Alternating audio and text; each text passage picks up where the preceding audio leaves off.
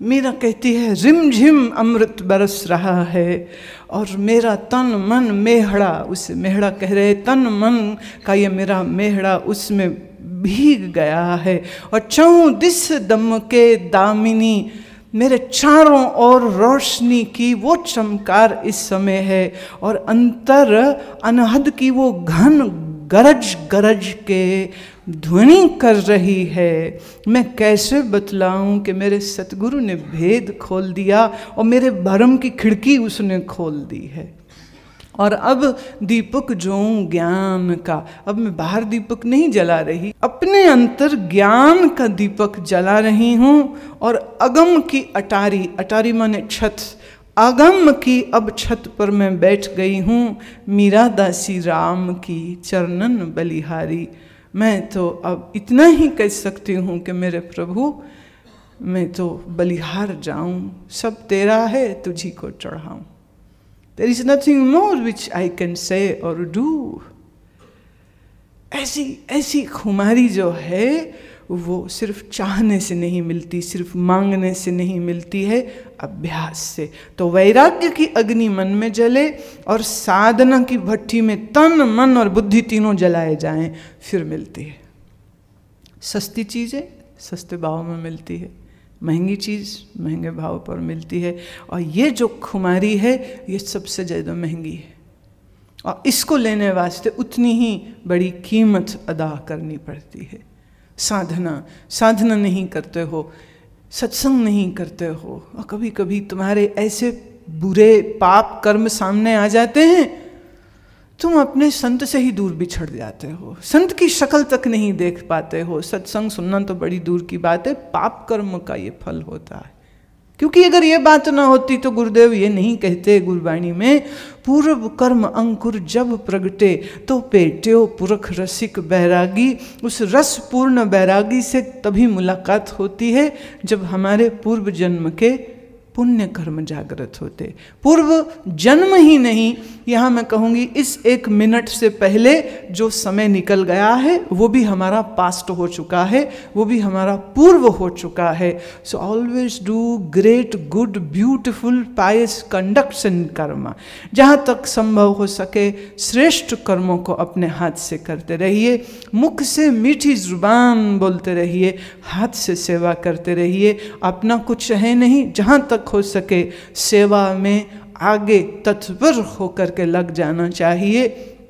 समय ईश्वर का है, ईश्वर की आराधना में लगना चाहिए। और सच ये है जब आप अपने अंदर एक अच्छे साधक होने लग जाएंगे तो आपके लिए दुनियावी जिम्मेदारियों को पूरा करना और आसान हो जाता है, और आसान हो जाता है। सो कैसे, ये चर्चा आप कल को करेंगे क्योंकि बहुत समय हो गया आज तो, राइट। अभी के लिए इतना ही। कल आखिरी दिन है और सुबह 10 बजे ठीक हम लोग कल की बैठक को शुरू करेंगे।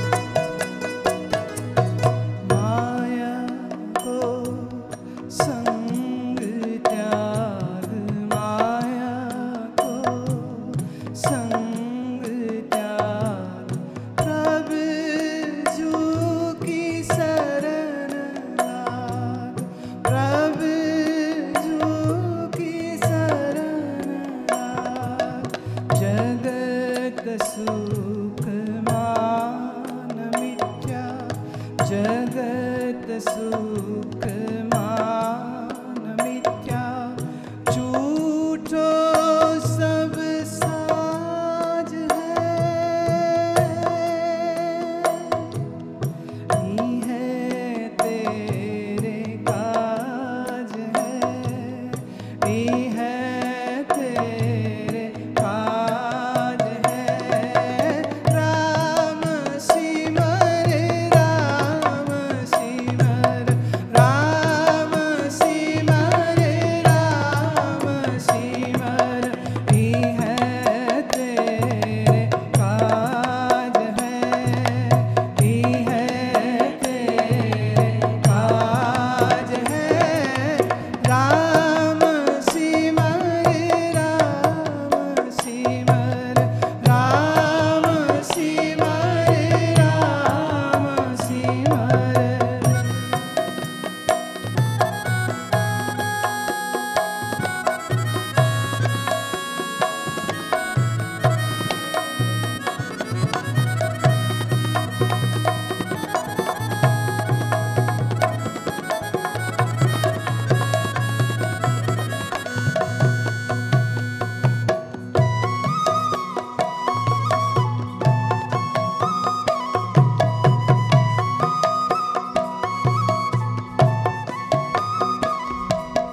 सुपने जो तन पछान, सुपने जो तन पछान।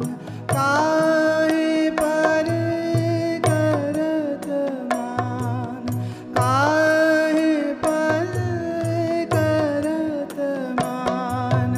बारू की बीत जैसे, बारू की बीत जैसे।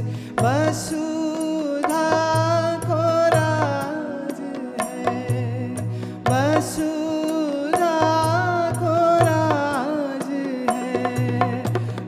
है तेरे काज है, है तेरे काज है। राम सिमर राम सिमर, राम सिमर राम सिमर, है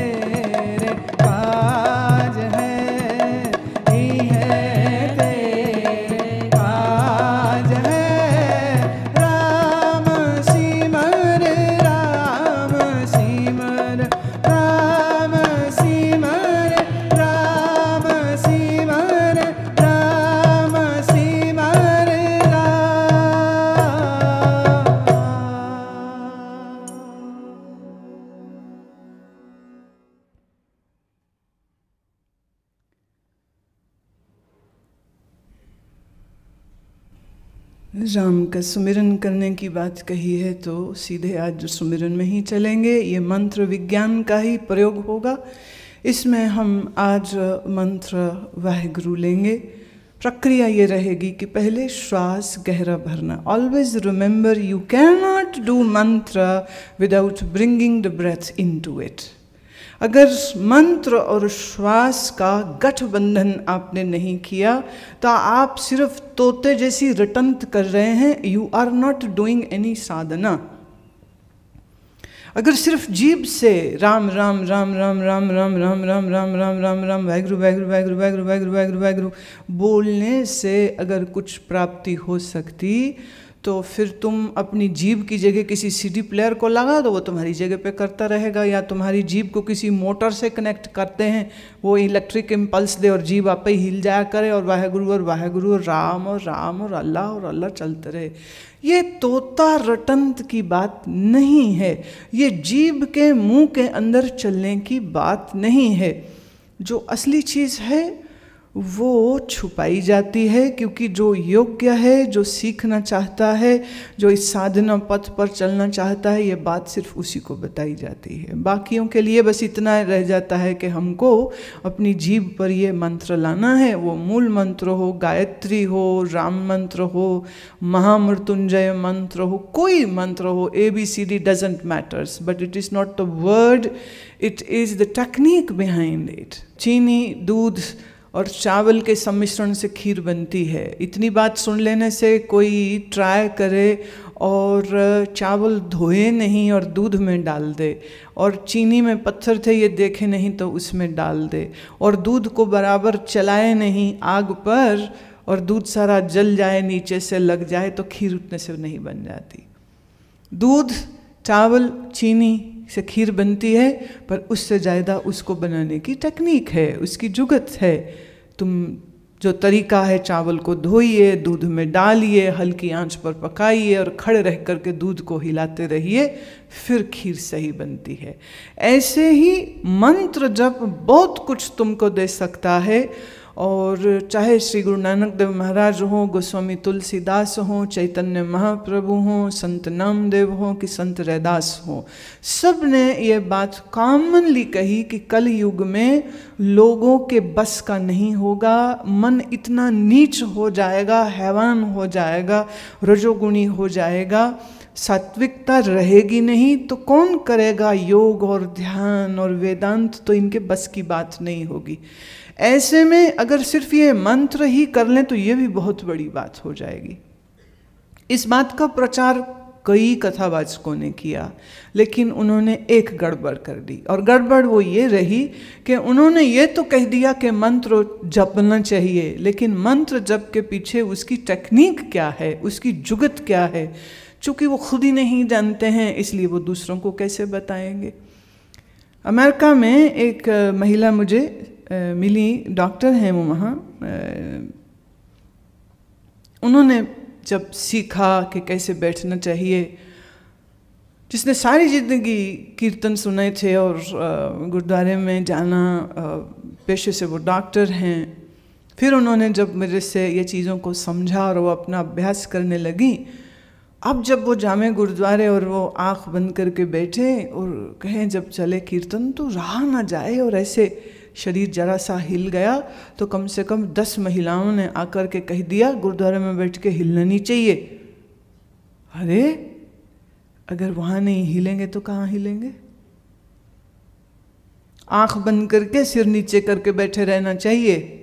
ये तुमको क्या हो गया है, तुम क्या कर रहे हो? फिर तो एक दिन वो कहती कि इतना कीर्तन सुनते सुनते आनंद हो रहा था, मन डुबकी खा गया पूरी, शरीर कहाँ खबर नहीं, और अरदास का हो गया टाइम और सब लोग उठ गए, और मेरे से तो उठना क्या, आँख ही नहीं खुले मेरे से। तो बोली 10 लोगों ने पकड़ के ज़बरदस्ती खड़ा कर दिया मुझे कि अरदास में तो खड़े होना चाहिए। अब उनका जो रूल है, जो रिचुअल है, उनको वही पता है और उनको और कुछ पता नहीं है। और अक्सर यही होता है कि धर्म के क्षेत्र में लोगों के हाथ सिर्फ रिचुअल रह जाते हैं, असली चीज़ उनके हाथ रहती कोई नहीं। तो मंत्र करने के बहुत लाभ हैं। मन को टिकाता है, मन को शांत करता है, मन को एकाग्र करता है, but if you do it correctly, if you don't do it correctly then it will do nothing. दूसरे, हमारी आस्था किसी मंत्र में हमारी चाइल्डहुड कंडीशनिंग की वजह से है। जैसे सिख घर में पैदा हुए तो मूल मंत्र या वाहेगुरु मंत्र से सहज ही एक रिलेशन बन जाता है। हिंदू घर में पैदा हो जाए तो ओम, राम, गायत्री इत्यादि इन मंत्रों में रुचि हो जाएगी। अगर इस्लाम के मानने वाले माता पिता के घर पैदा हो जाएगा तो ला इलाहा इल्लल्लाह मोहम्मद रसूलुल्लाह इसकी ओर सहज आकर्षण हो जाएगा, क्योंकि घर में वही सुनेगा वो, तो उसके साथ एक मानसिक रिश्ता बन जाता है। लेकिन उसके साथ ये ख्याल तो नहीं आना चाहिए ना कि यही सबसे ठीक है और बाकी सारे गलत है।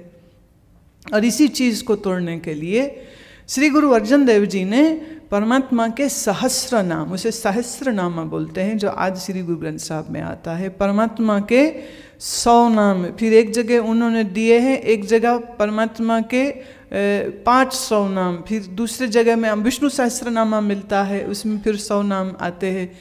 तो अनेक अनेक जो परमात्मा को इंगित करने वाले शब्द हैं, जो महात्माओं ऋषियों ने जो मंत्र दिए हैं, हर मंत्र की एक अपनी शक्ति होती है, हर मंत्र का एक अपना असर होता है। तो ये नहीं सोचना चाहिए कि यही श्रेष्ठ है और धर्म की जो कट्टरता आ जाती है ना, ये सबसे बड़ी दुश्मन है, मैं ये समझती हूँ। मैं उस दिन भी ये बात कह रही थी कि बंदगी से खुदा मिलता नहीं, बंदगी से खुदा मिलता नहीं, आशिकी से खुदा मिलता है। अब तुम रगड़ते रहो मंत्रों को और पढ़ते रहो अपने पाठ, इससे तुम्हें कुछ ना मिलने वाला। मन में वही राग द्वेष, मन में वही चिंता, मन में वही क्लेश, मन में वही मैं, मेरी, तेरी। पाठ सारा दिन करता है, माला सारा दिन फिरता है। इनको हम बगले भक्त बोलते हैं। आसान है ना, उसमें मन बदले बगैर मंत्र किया तो क्या किया, और मंत्र करे और मन ना बदले ये हो नहीं सकता, ये हो नहीं सकता। ऐसे ही है जैसे कोई शराब पिए और सीधे चले, ये हो नहीं सकता। तुम्हें मालूम, भारत में भी ये टेस्ट करते हैं, अमेरिका में भी करते हैं कि अगर किसी ने शराब पी हो और वो पुलिस वाला उसे रोक ले तो वो एक ऐसे सीधी लाइन ड्रॉ कर देते हैं और कहते हैं अब इस पे सीधा चल। अब शराबी है तो सीधा चला ही नहीं जाएगा उससे। एक तो ब्रेथ टेस्ट होता है, मीटर से चेक करते हैं और फिर वो लाइन पे सीधे चलाते हैं। तो शराब पी हुई हो तो सीधे चल नहीं सकता है। अगर इस केमिकल से बनी अंगूर की शराब में इतना नशा है कि तेरे होश गुम कर देता है, तो परमात्मा के नाम में कितना नशा होना चाहिए।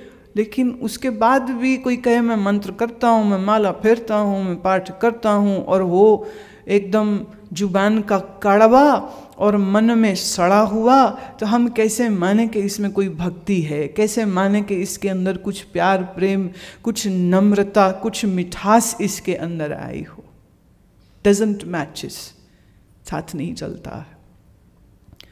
बड़ी तकलीफ होती है इस बात को देख के कि कभी कभी मेरे आसपास भी कुछ लोग ऐसे होते हैं, बड़ी एक फेथ, एक उनकी भावना तो बन जाती है, आने भी लग जाते हैं और शिविर में भी आते हैं, सत्संग में भी आते हैं, लेकिन मन नहीं बदलता है। तो जुबान कड़वी है, एटीट्यूड बुरा है, और अगर कहीं सेवादार का यहाँ लग गया बिल्ला और किसी ने दे दी पोस्ट कोई, तब तो दिमाग और ख़राब हो जाता है कभी कभी। और कभी कभी जिसको वो वॉलंटियर की है, वो उसको कोई पोस्ट नहीं मिली हो, तो वो सब खार उससे खाते हैं, तो वो अपनी ईर्ष्या जहरीले शब्दों से निकालते हैं। तो बड़ी हैरानी होती है, भाई ये कैसे कह सकता है कि मेरे साथ जुड़ा है? एक चीज़ बस याद रखना, तुम मेरे साथ कुछ संबंध रखते हो, ये कहने से पहले 3 बातें चेक कर लेना। एक, तुम्हारी जुबान कड़वी तो नहीं है कहीं? अगर है तो तुम्हारा मेरे से कोई रिश्ता नहीं है, तुम सीखे ही कुछ नहीं मुझसे। 2, अगर तुम्हारे मन में प्रेम की और मैत्री की हिलोरें, लहरें नहीं उठती हैं, तो तुम अभी मुझे समझे नहीं हो। और अगर अभी भी तुम भय, क्रोध, चिंता, शोक में डूबे रहते हो तो तुम्हारी बुद्धि में ज्ञान का एक अंश नहीं गया है। नहीं तो तुम्हें चिंता कैसे होवे, कैसे शोक हो सकता है, कैसे हो ही नहीं सकता है। जहाँ दीपक जल जाता है उसकी रोशनी में कभी अंधकार नहीं रह सकता है। तो जुबान पे मिठास, मन में प्रेम और बुद्धि में ज्ञान की रोशनी, अगर ये तीन चीज़ें तुम्हारे पास हैं तो फिर कोई पूछे अगर तुमसे ये आपको कैसे मिला, तो आप कह सकते हो कि हम उनके पास जाते हैं, उनसे सीखे हैं। तो ये भी बड़ी खुशी की बात होगी। पर यूँ वो फोटो की लॉकेट मेरी डाल के गले में घूमता रहे, जुबान कड़वी, मन में प्रेम नहीं, बुद्धि में ज्ञान कोई नहीं, तो एक तरह से तुम मेरा अपमान कर रहे हो। तो कम से कम वो फोटो उतार दो, और कोई पूछे अरे हमने भी तुमको वहाँ देखा उनके सत्संग में, तो कह देना हाँ अभी जाना शुरू किया है, सुनना शुरू किया है, पर अभी मंजिल बड़ी दूर है। तो ये तुम्हारी ईमानदारी हो जाएगी। सो बी ऑनेस्ट, जो है, जो नहीं है उसको कहने में शर्म नहीं होनी चाहिए। झूठ, पाखंड, फरेब ये बुरी चीज होती है, नहीं करनी चाहिए। कुछ प्रश्न हैं जो मैं ले रही हूं। पूछते हैं कि आप ये बताएं कि जब हम परमात्मा के स्वरूप ही हैं तो हम ये भूल कैसे गए, ये बेहोशी बीच में कैसे आ गई। अगर हमने निर्वाण बुद्धत्व को पा लिया और फिर हम अपनी स्थिति से कभी गर नहीं हिलते, तो ये करोड़ों जन्मों के जो संस्कार हमारे मन में हैं, कभी तो ऐसी स्थिति रही होगी कि जब मन निर्विकार रहा होगा, हमने समाधि को भी पाया होगा, तो वो ऐसे कौन से कारण थे कि फिर बार बार जन्म मरण के चक्कर में हम पड़ गए। ये बड़े उलझे हुए मन के व्यक्ति हैं जिन्होंने लिखा है, और शायद इसीलिए वो अपना नाम लिखना भी भूल गए हैं कि कौन है जो ये लिख रहा है।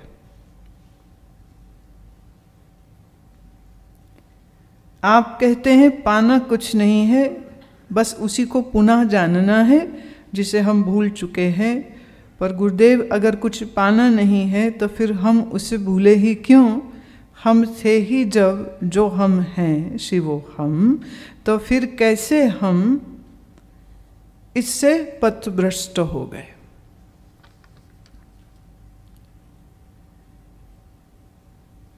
मुझे तुम्हारी बात से मुल्ला नसरुद्दीन की बात याद आ रही। नसरुद्दीन को उसके एक दोस्त ने कहा कि अरे हमारा बादशाह इतना अमीर और हम सब गरीब, ऐसा क्यों? मुल्ला नसरुद्दीन ने कहा देख तू आँख बंद कर, तुझे मैं अभी समझाता हूँ कैसे, पर तू आँख मत खोलना जब तक मैं तुझे कहूँ नहीं।